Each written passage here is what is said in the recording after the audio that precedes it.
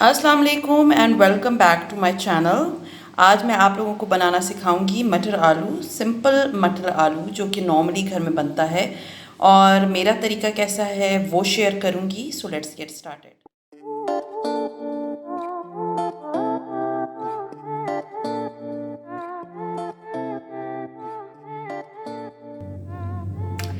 मटर आलू के सालन के लिए हमने सबसे पहले पैन में ऑयल लिया है और ऑयल ले लेने के बाद मैं इसके अंदर एक बड़े साइज़ की प्याज जो है वो मैंने काट दी है। और आप देख सकते हैं लंबा लंबा करके इसको काटा है, तो वो मैं इसके अंदर शामिल कर दूंगी और सुनहरा होने तक हम इसको फ्राई करेंगे।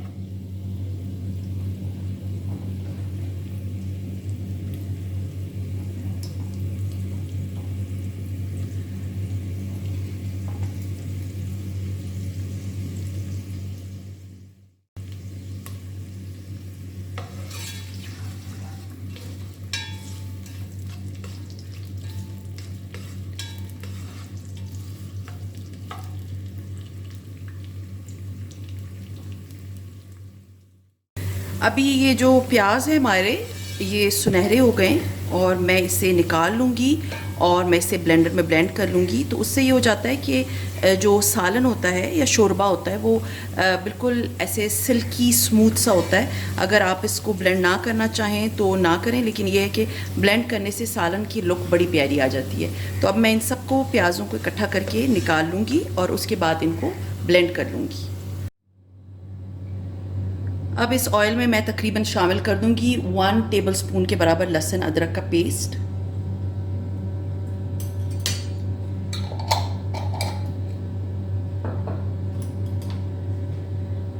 इसे हम थोड़ा सा पका लेंगे, सौते कर लेंगे कि थोड़ा सा लहसुन अदरक का जो कच्चापन है वो ख़त्म हो जाए।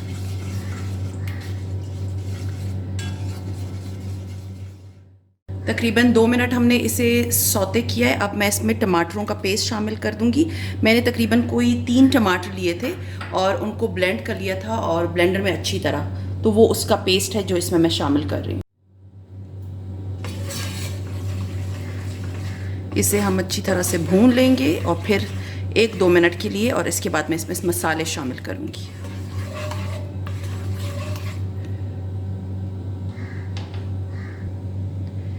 मसालों में इसमें सबसे पहले जाएगा नमक। आप अपने टेस्ट के अकॉर्डिंगली इसमें नमक डाल दीजिएगा। फिर इसमें जाएंगी लाल मिर्चें, और लाल मिर्चें मैं इसमें डालूंगी तकरीबन कोई 1.5 टीस्पून।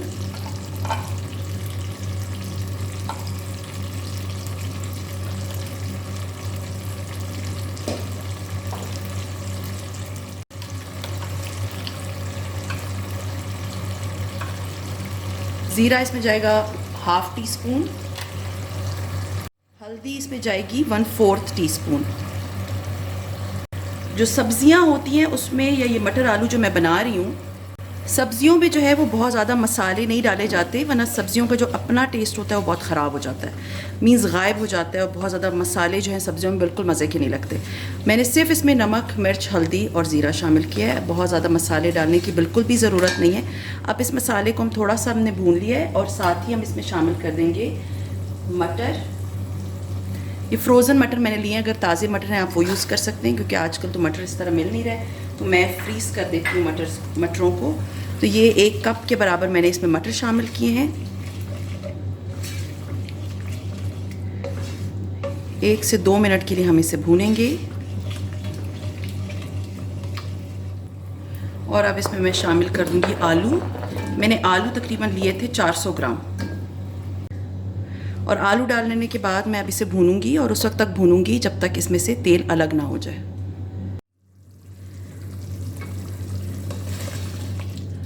तो इसका जो है वो ऑयल ऊपर आना शुरू हो गया है और मसाला जो है वो भुन चुका है। अब हम एक काम करेंगे, हम इसमें पानी शामिल करेंगे तकरीबन कोई 1.5 गिलास, और मैं इसे ढक के रख दूंगी जब तक उसमें पानी डालने की वजह से मटर और आलू दोनों गल जाएंगे, अच्छी तरह से गल जाएंगे।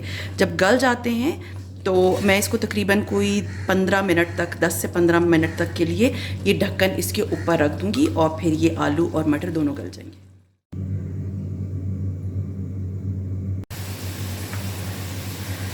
अभी जो है वो 10 से 15 मिनट हो गए हैं और हमारे आलू भी गल गए हैं और हमारे जो मटर हैं वो भी गल गए हैं। भून मैंने पहले लिया था और ग्रेवी जो है आप अपने अकॉर्डिंगली रखेंगे। मेरे घर के लिए इतनी जो ग्रेवी है वो इनफ है। और लास्ट बट नॉट लीस्ट मैं इसके अंदर कुछ हरी मिर्चें शामिल कर दूंगी।